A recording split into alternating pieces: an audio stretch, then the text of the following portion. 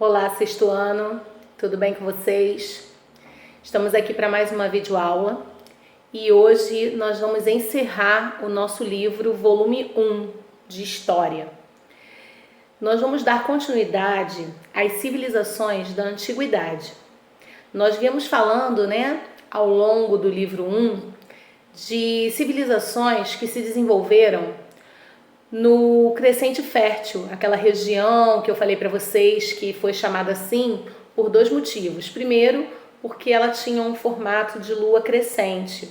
E segundo, que era um local fértil, onde os povos da antiguidade conseguiram desenvolver a agricultura com êxito. Hoje nós vamos falar de duas regiões, de duas civilizações. Nós vamos falar de Índia e nós vamos falar de China. Tá? Ambos também são considerados civilizações fluviais. Por que a gente está falando isso, civilizações fluviais? Porque tanto a Índia quanto a China se desenvolveram ao longo de rios. No caso da Índia, ela se desenvolveu no vale do rio Indo. E a China se desenvolveu no Vale do Rio Amarelo. Bom, primeiro eu vou falar um pouco para vocês sobre conhecimentos, da Índia antiga. A Índia, ela tinha a sociedade dela, começando pela camada, pelas questões sociais, A Índia, ela tinha a sociedade dela voltada para uma divisão de castas. Já ouviram falar disso? Provavelmente ainda não, Bom, as castas era uma condição social que era herdada. Por exemplo, se seu pai era daquela camada social, quando você nascia, você automaticamente ia pertencer àquela camada. Bom, as castas, elas eram consideradas partes da sociedade que descendiam do corpo do deus Purusha, tá? Isso mesmo, Purusha. Esse deus, ele era muito respeitado, pela civilização, pela sociedade na Índia, e cada camada da sociedade representava uma parte do corpo dessa divindade. Então tinham aqueles que eram originários da cabeça, ou seja, que trabalhavam com a inteligência, com a parte intelectual. Tinham aqueles que eram considerados, membros superiores. Tinham aqueles que eram considerados o coração, porque eram corajosos, tinham poderes, eram resistentes. Então, cada camada da sociedade pertencia a uma parte do corpo do deus Purusha. Porém, tinha uma camada que eles chamavam de Dalits. Já ouviram falar isso? Pois é. Dalits eram aqueles considerados intocáveis. Era aquela camada da sociedade que não podia ter contato com os povos das castas indianas. Era como se eles fossem impuros e era como se eles também não fizessem parte do corpo desse deus, tá? É como se eles estivessem abaixo, dos pés do deus indiano. Então, eles eram intocáveis, eles eram impuros, não podiam fazer parte da vivência daquela vida das pessoas que habitavam ali as camadas das castas, certo? Então eles eram chamados de Dalits. Bom, lá na Índia, os impérios começaram com o Império de Maurya, tá? Esse império foi o que fez a unificação da Índia. Ela conseguiu unir todos os territórios que faziam parte daquela região e formaram, um único governo, um único império, onde todos deviam seguir as mesmas regras, as mesmas leis. Então eles acabaram conseguindo ali naquela primeira dinastia unificar o território da Índia. Bom, O segundo império, né, dos 3 que eu vou contar para vocês, foi o Império de Ashoka. Esse império foi quando, né, a gente tem o budismo, que logo que a gente fala em Índia, logo vem à nossa cabeça essa religião, o budismo. Nós vamos falar dela daqui a pouquinho. Então, nesse segundo império é que o budismo vai se propagar, ele vai ganhar forças no Império de Ashoka, tá? E por último, a gente tem um império que ficou conhecido como Era do Ouro, um império assim muito rico, que foi o Império de Gupta. Esse império, ele marca a história da Índia como Era do Ouro. Foi um período em que todos os objetos, todas as construções eram banhadas a ouro, eles esbanjavam o ouro, tá? E então acabaram acumulando e tendo muita aquisição, né, de ouro e ficando bem ricos nesse período do Terceiro Império de Gupta, tá? Então essa é a divisão a nível dos impérios que passaram na Índia Antiga. É bom a gente falar também aqui sobre a cultura, tá, gente? O que marca a cultura da Índia na antiguidade? Até hoje é muito comum nas regiões mais históricas e que fazem assim, se remetem, né, ao passado, é muito comum vocês verem animais soltos andando pelas ruas da Índia, né? E isso é bem característico da cultura indiana mesmo. Lá, para vocês terem uma ideia, a vaca, o animal, né, a vaca, ela é vista como um animal sagrado. Lá eles jamais consomem a carne do animal, né, da vaca, carne de vaca, porque eles consideram esse animal como um animal sagrado. Assim como todos os outros animais, eles respeitam muito, tá? E a vaca em específico, como eu tô falando para vocês, era tida assim como algo enviado mesmo por Deus, era vista como algo sagrado. E até hoje, em algumas regiões da Índia, ainda existe, né? Ainda há essa cultura de respeitar, né, esse animal.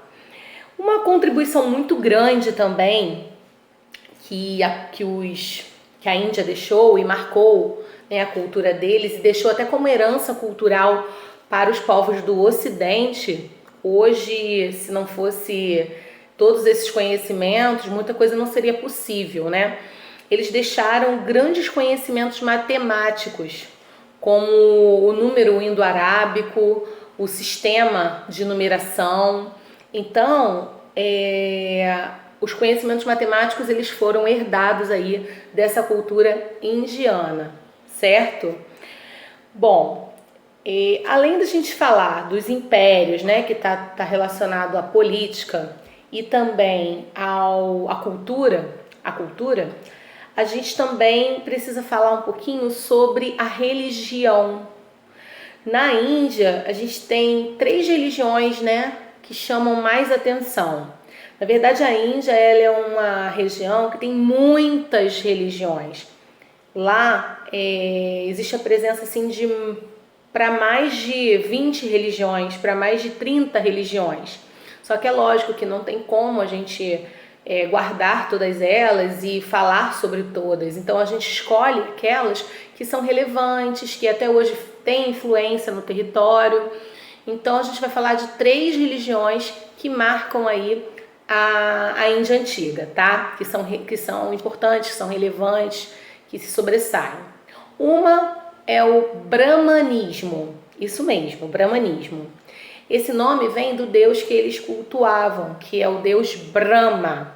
Essa religião ela é monoteísta porque ela adorava apenas um deus, então ela é monoteísta, tá? E eles acreditam em vida após a morte. De que maneira? Eles acreditam na reencarnação. Para eles, a pessoa morre e depois de um certo tempo ela reencarna, né? Então, para eles, a matéria, a carne, né, o corpo morre, mas é como se a alma, o espírito, voltasse numa outra vida, em um outro corpo. Diferente dos egípcios, lembram? Os egípcios eu falei para vocês que eles acreditavam que iam morrer e iam reencarnar no mesmo corpo. Já os indianos não, eles acreditam, né, os indianos que seguem a religião do brahmanismo, eles acreditam que eles vão reencarnar sim, mas num outro corpo, tá?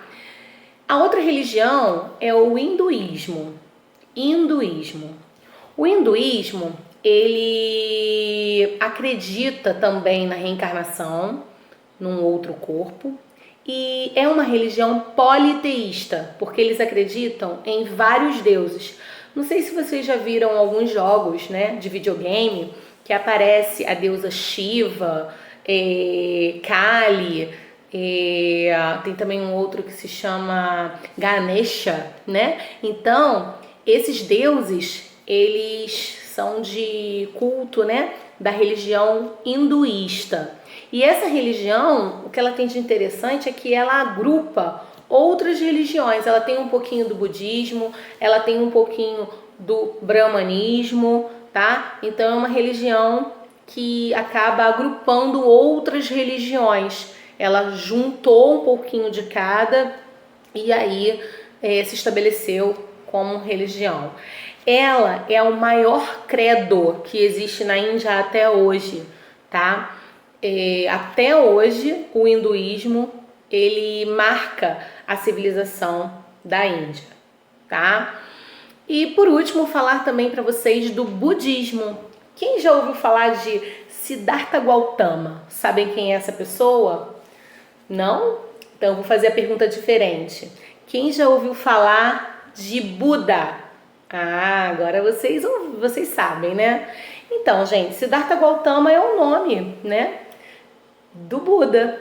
Ele recebeu esse apelido, né, Buda, mas o nome dele mesmo é Siddhartha Gautama. E o budismo, ele não tem, na verdade, um deus para se cultuar. Eles não consideram um deus, né, como uma divindade assim principal. Eles têm o Buda, e nem o Buda é um deus para eles, não. Eles têm Buda como um ser assim iluminado, que conseguia através da meditação, né, ele conseguia tranquilizar as pessoas, ele conseguia trazer, né, a calmaria, a paz, a inteligência, a reflexão. Então, o Buda, ele tem essas características. E uma coisa que ele condenava era aquele sistema de castas. Ele não concordava. Ele achava que as pessoas deviam ser livres e deveriam ser iguais. Então, ele não concordava com aquela questão da hierarquia das castas, aquele que era, né, melhor está lá no topo, na cabeça do Deus, né? Aquele mais inferior estava nos membros superiores, depois no coração, enfim, aquela divisão que eu falei do corpo do Deus Purusha. Ele não aceitava esse sistema de castas, tá? As castas para ele tinham que ser tiradas de circulação, tinham que ser recusadas. E também ele não aceitava a não valorização das mulheres, ele achava que as mulheres também precisavam ter vez na sociedade, precisavam ser tratadas como iguais, tá? Outra questão também é que o Buda, durante muito tempo, né, ele conseguiu fazer com que pessoas seguissem o seu exemplo através da meditação, através da calma, elas pudessem encontrar, né, a tranquilidade necessária para encontrar a felicidade, para encontrar o caminho do amor, da igualdade, do carinho ao próximo, né, do respeito. Então, durante muito tempo, o budismo foi muito assim importante na vida da religião hindu. E até hoje também o budismo está presente em algumas regiões lá da Índia, tá? Bom, Agora eu vou dar uma pausa aqui e vocês vão assistir. Antes da gente falar da China, eu, na verdade, vou falar bem pouquinho dela, porque o que eu quero que vocês assistam é muito importante. Eu quero que vocês entendam um pouquinho sobre as dinastias da China, tá? E eu preparei um vídeo que é do site digital, da realidade aumentada que tem no livro de vocês. Esse vídeo fala sobre as dinastias da China, tá? Então confere aí, daqui a pouquinho eu volto.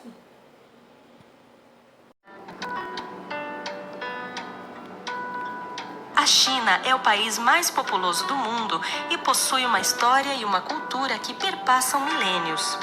O que você sabe sobre essa fascinante civilização? Certamente você já ouviu algo sobre as dinastias chinesas. Ao longo do tempo, a China teve várias dinastias. Vamos conhecer melhor algumas das mais importantes dinastias da história do gigante asiático? A dinastia Qin, também conhecida como dinastia Qin, governou a China no século III a.C.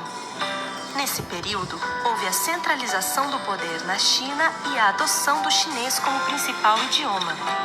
Além disso, data dessa época a construção da Muralha da China. Durante a dinastia Han, que se estende de 206 a.C. ao ano de 209, a economia chinesa cresceu consideravelmente. Nessa época, surgiu a famosa Rota da Seda. Apesar dos avanços nas técnicas de produção, muitos chineses pereciam com a fome, o que provocou inúmeras revoltas que colocaram fim a esse período da história da China. O desenvolvimento comercial e urbano foram as grandes marcas da dinastia Ming, que governou o território chinês entre os séculos XIV e XVII. Nessa época, a China se destacou pelo aprimoramento arquitetônico e pela produção de objetos de porcelana sofisticados. Apesar dos milênios de existência, a história da China é pouco conhecida no Ocidente. Isso ocorre porque por muito tempo os historiadores não foram incentivados a estudar essa civilização. Contudo, atualmente existem muitos estudos sobre as sociedades asiáticas. Então, o que você está esperando? Que tal pesquisar um pouco mais sobre a história da China?